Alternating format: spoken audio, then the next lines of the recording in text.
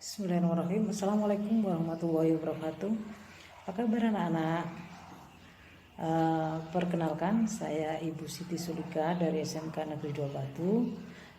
Saya mengajar biologi dan pada kesempatan ini saya akan menjelaskan tentang materi kesehatan reproduksi remaja. Kalian pernah mendengar istilah kesehatan reproduksi? Mungkin dari media sosial, dari buku, dari browsing di internet, atau dari lingkungan di sekitar kalian.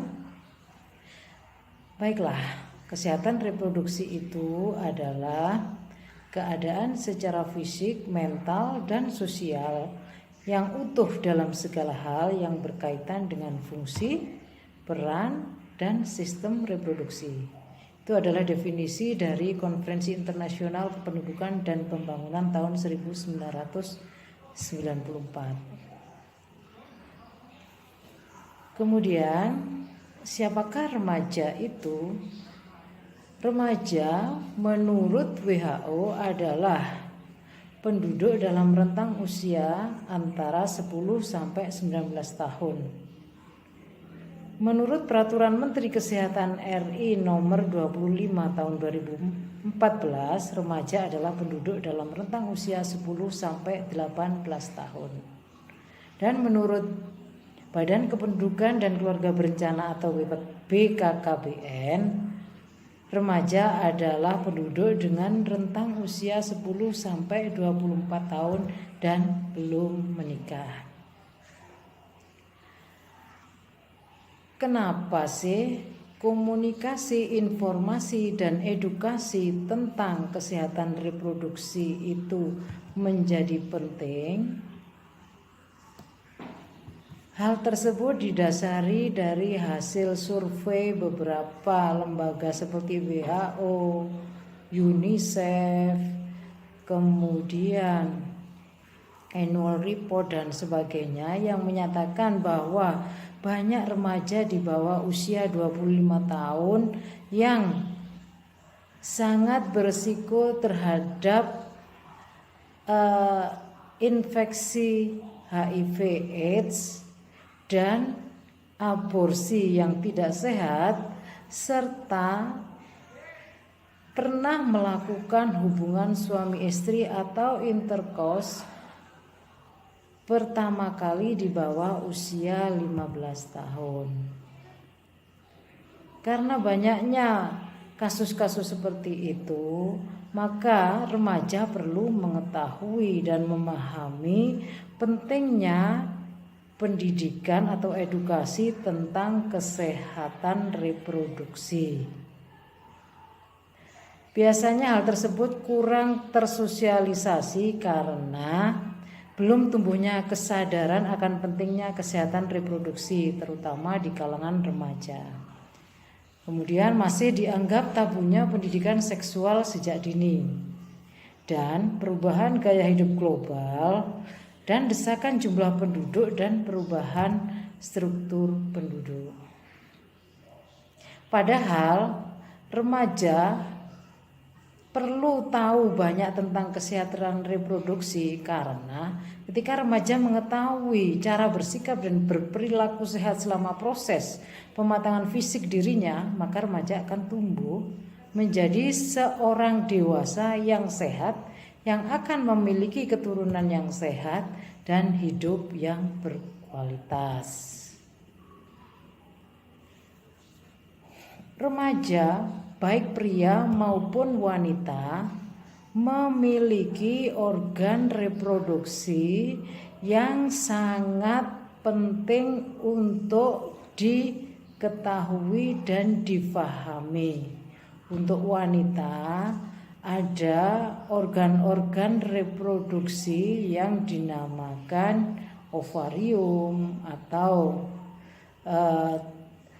tempat pembuatan sel telur, ada tuba falopi, saluran telur, ada uterus, rahim, ada serviks, mulut rahim, dan ada vagina. Kemudian untuk laki-laki ada yang dinamakan penis, uretra, vas deferens, epididymis, testis, skrotum, kelenjar prostat, vesikula seminalis, kandung kencing, dan lain-lain.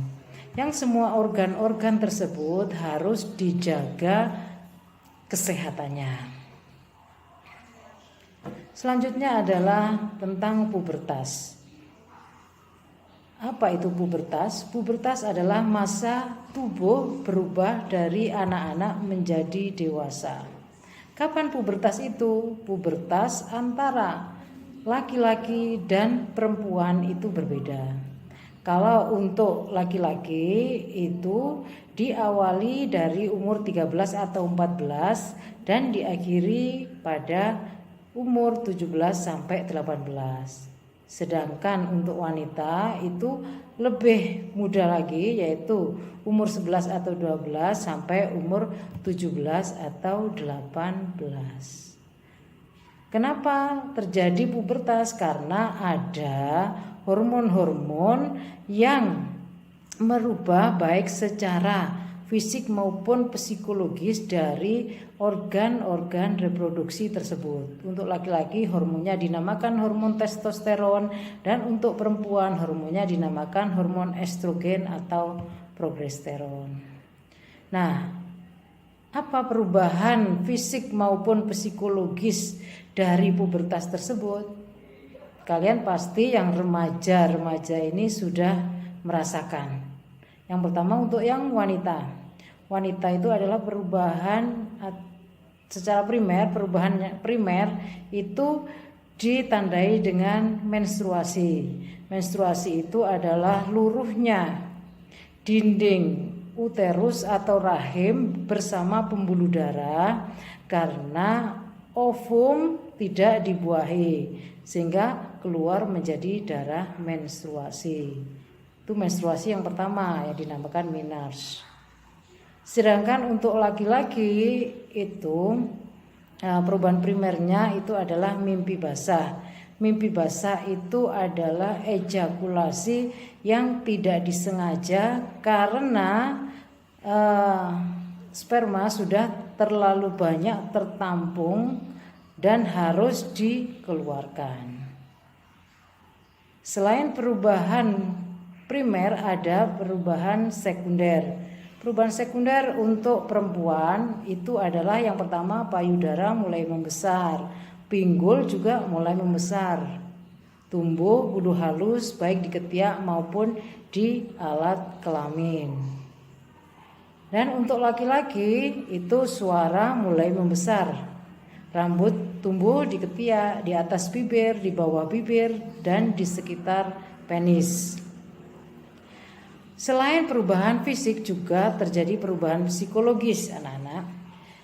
Antara lain adalah sensitif. Jadi remaja ini terlalu atau mudah tersinggung, mudah marah, kadang berpikirnya irasional, stres, takut, ingin mandiri, ekspresif, dan selalu ingin tahu. Itu ciri-ciri dari pubertas. Berikutnya adalah bagaimana cara memelihara organ reproduksi. Untuk wanita dan laki-laki itu ada perbedaan. Tapi secara umum yang pertama adalah membasuh alat kelamin dari depan ke belakang, baik ketika buang air besar maupun buang air kecil. Kemudian mengeringkan memakai handuk kering yang bersih, dan menggunakan celana dalam yang tidak ketat dan mengganti minimal 2 kali sehari. Kalau secara khusus untuk laki-laki, jika berada di toilet gunakan air mengalir. Cukur rambut kemaluan, karena kalau tidak dicukur itu bisa menyebabkan sarang kuman, penyakit, bakteri, dan jamur. Berikutnya adalah sunat. Sunat ini sudah tradisi dari umat Islam, masyarakat Jawa pada umumnya, yaitu bertujuan untuk menghindari atau mengurangi kuman penyakit yang berada di lipatan penis bagian depan.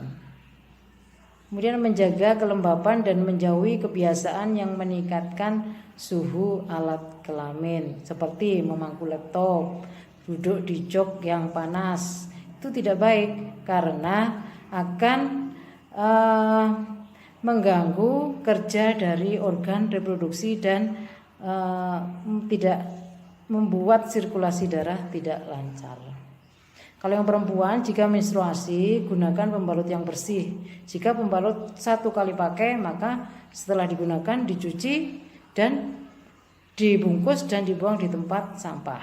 Jika pembalut tidak habis pakai, maka harus dicuci bersih, dikeringkan, dan disetrika. Hindari juga penggunaan panty liner karena kalau sering dilakukan akan menyebabkan iritasi. Hindari menggunakan sabun atau cairan khusus karena dapat mengganggu keseimbangan pH pada vagina.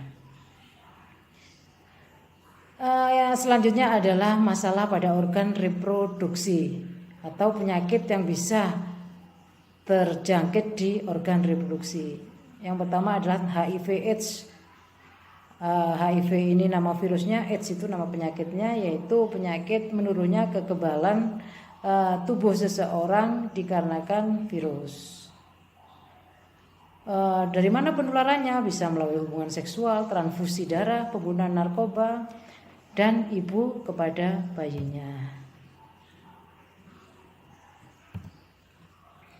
Kemudian nafsa itu narkotika, alkohol, psikotropika, dan zat adiktif. Apa sih definisinya? Yaitu zat-zat kimia yang dimasukkan ke dalam tubuh manusia baik melalui mulut, dihisap maupun melalui pembuluh darah, sehingga mengubah pikiran, suasana hati atau perasaan dan perilaku seseorang. Dampak jangka pendeknya kejang-kejang, halusinasi, gangguan kesehatan, kesadaran, dan sesak nafas. Kalau dampak panjang, jangka panjang yaitu pengerasan jaringan paru-paru, hati, gangguan sistem dan fungsi alat reproduksi, serta terinfeksi virus HIV dan kematian overdosis. Itu yang bisa saya sampaikan terkait dengan kesehatan reproduksi remaja. Semoga bermanfaat. Kalau ada salah kata mohon maaf. Saya akhiri. Wassalamualaikum warahmatullahi wabarakatuh.